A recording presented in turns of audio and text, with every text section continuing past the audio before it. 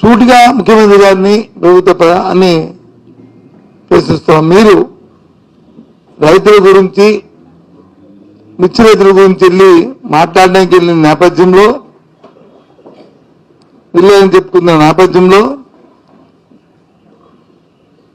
అధికారికంగా ముందు మీరు వారితో సమయాన్ని కేటాయింపులు చేసుకునే ఉంటారు కదా.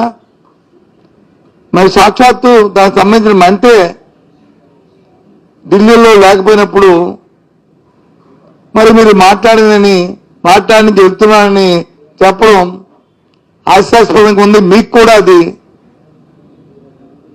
సాంప్రదాయం అనిపిస్తుందా? దానికి మీ తాలూకా ఆ ముఖ్యమంత్రి పదవికి కానీ లేకపోతే మీ వ్యక్తిత్వానికి కానీ అది సమంజసంగా ఉందా అని సూటిగా అడుగుతున్నా.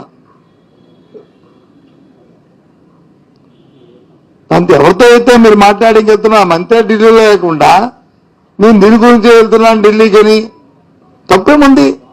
ఢిల్లీలో భారతీయ జనతా పార్టీ ముఖ్యమంత్రి ప్రమాణ స్వీకారం చేస్తున్నారు, దానికి గెస్ట్ కింద పిలిచారు, దానికి వెళ్తున్నాను అని చెప్పి వెళ్తే తప్పు కాదు కదా. దానికి ఇవన్నీ ఎందుకు? ఈ ఈ తాళ్ళకి ఇవన్నీ అవసరమా? ఇవాళ చూశాను పత్రికల్లో, ఇవాళ ఇందాక టీవీలో చూశాను. మన రాష్ట్రం నుంచి ప్రాతినిధ్యం వహిస్తున్న కేంద్ర మంత్రి రామ్మోహన్ నాయుడు గారు మిగతా వాళ్ళు మా మంత్రి గారిని కలిశారు, శివరాజ్ చౌహాన్ గారిని, దాని మీద డిస్కస్ చేశారు. గుడ్, తప్పు కాదు. ఎందుకు ఈ పరిస్థితులు, ఈ తీవ్రత ఇప్పుడు మీకు తెలిసింది. ఇప్పుడు జగన్మోహన్ రెడ్డి గారు నిశ్చయాడికి వెళ్ళి అక్కడ వెళ్ళి ఆయన పరిశీలించిన తర్వాత ఆ రైతుల ఆక్రందంలో ఆ బాధలు విన్న తర్వాత అది బయటకు వచ్చిన తర్వాత అప్పటి వరకు మీకు తెలియలేదే.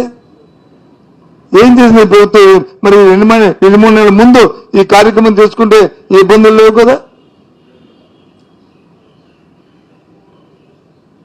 ఎందుకు చేయలే? చేతులు కాలం తర్వాత వచ్చి ఆకులు పట్టుకుంటే ఏ ఉపయోగం ఏముంది? ఇప్పటికే అల్లాడుతుంటే ఈ రోజు మీకు వచ్చి ఆ మద్దతు ధర గురించి ఆలోచన వచ్చింది. ఏమనంటే ఒక 5 సంవత్సరాల కింద వచ్చి ఆ రోజు క్వింటాలు 7,000 రూపాయలకని ఆ ప్రభుత్వం ఇచ్చిందని, అది అప్పుడున్న కాలమాన పరిస్థితి ప్రకారము, అప్పుడున్న ఉత్పత్తి ధరల ప్రకారము ఆ రోజు మా ప్రభుత్వం ఆ రోజుకి దాని ధర ఇచ్చింది. ఎప్పటికప్పుడు మారుతుంటాయి. ఆ కార్యక్రమాన్ని చేసుకోవడం బాధ్యత ప్రభుత్వాలకు ఉంది కదా, మీకు లేదా? ఇవన్నీ ఎందుకు చెప్తానంటే ఈ ప్రభుత్వానికి రైతుల పట్ల కానీ వ్యవసాయం పట్ల కానీ చిత్తశుద్ధి లేదు. ఏదైతే పూర్వం నుంచి నాడు ఉందో, చంద్రబాబు నాయుడు గారికి వ్యవసాయం పట్ల చిన్నచూపు ఉందో, వ్యవసాయం సొంత దండగానే ఏదైతే పేరుందో అది మనసులో ఇంకా ఆయన పెరిగిపోయి ఉంది. ఇప్పుడు మీరు ఇందాక ఎలక్షన్ కమిషన్ అన్నారు కదా, కోడిదని నిన్న కాక మొన్న మనం వేశారు, స్నానం చేశారు కదా, సంతోషం. 9 నెలలతో పోయిన తర్వాత అంటే ప్రభుత్వం వచ్చాయని వీసీలందరినీ రాజీనామా చేయమని ఒత్తిడి చేసి వాళ్ళు వీసీ ఉద్యోగాలను తీశారు. సరే, ఏ కారణాల్లో తీశారో అవన్నీ అప్రస్తుతం. ప్రభుత్వం మారింది, మాకు ఇష్టం లేదు, వీళ్ళ తాలూకా పరిపాలనలో విశ్వవిద్యాలయంలో వీళ్ళు మారుస్తామని ఫోర్స్ఫుల్ గా వాళ్ళతో రిజైన్ చేయించారు. 9 నెలల తర్వాత ఇచ్చారు. మరి ఎప్పుడు ఇచ్చారండి? ఎలక్షన్ కోడ్ లేదా?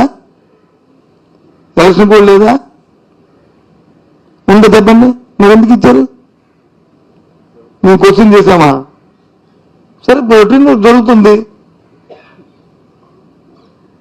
ఎలక్షన్ కోడ్ ఇచ్చా, అది రాజకీయ అంశమా? సమస్య రైతుల మీద వెళ్తున్న సమస్యని దాన్ని పట్టుకొని మీరు వచ్చి ఇల్లీగల్ అంటే మేము ఇది ఇల్లీగల్ అన్నామా? మీసింది ఇల్లీగల్ అన్నామండి మేము ఎక్కడైనా కామెంట్ చేశామండి? తప్పేముంది? 9 నెలలు అయినప్పటికీ కూడా ఇప్పటికైనా వేసారులే, పరిపాలన సరిగ్గా సాగాలి అని కోరుకున్నాం. ఒక మంచి ఆలోచనతోని, ఒక పెద్ద దూరదృష్టితోని ఎక్కడైనా కామెంట్ చేశామండి? ఆలోచన పార్టీల ఆలోచన ఆలయంలో ఉండాలి. సందర్భం పెట్టి సమయాన్ని పెట్టి మనం అంతేగాని ఇష్టం వచ్చని మాట్లాడతాడుగా. ఇంకోటి కూడా అడుగుతున్నాను. ఇప్పుడు గ్రూప్ 2 మెయిన్స్ జరుగుతున్నాయి, ప్రిలిమినరీ ఎగ్జామ్ జరిగాయి. అప్పట్లో మేము నోటిఫికేషన్ ఇచ్చాం. అప్పుడు మా దృష్టికి ఏ సమస్య రాలేదు. ఇప్పుడు సమస్య వచ్చింది. ఆ రాష్ట్ర పాయింట్ మీద సమ్ డిస్కషన్ డిమాండ్ చేస్తాం. ఒకసారి దాన్ని దృష్టి పెట్టండి. లేకపోతే మళ్ళీ ఏ కోర్టులోనే న్యాయస్థానంలో ఆగిపోయే ప్రమాదం ఉండొచ్చు. మళ్ళీ మీరు వచ్చి ఇది మేము కాదు వైసీపీ ప్రభుత్వం చేసిందని మమ్మల్ని తోసి ఆ విద్యార్థుల్ని ఇబ్బంది పెట్టకండి. మీ కక్ష ఉంటే మమ్మల్ని తీర్చుకోండి, కానీ విద్యార్థులు ఇబ్బంది పెట్టకండి. ఆలోచన పెట్టండి దాని మీద, మీ దృష్టి పెట్టండి దాని మీద. ఆ విషయం ఏ విధంగా స్మూత్ లెవెల్లో సాల్వ్ చేయాలో చేయడానికి ప్రయత్నం చేయండి.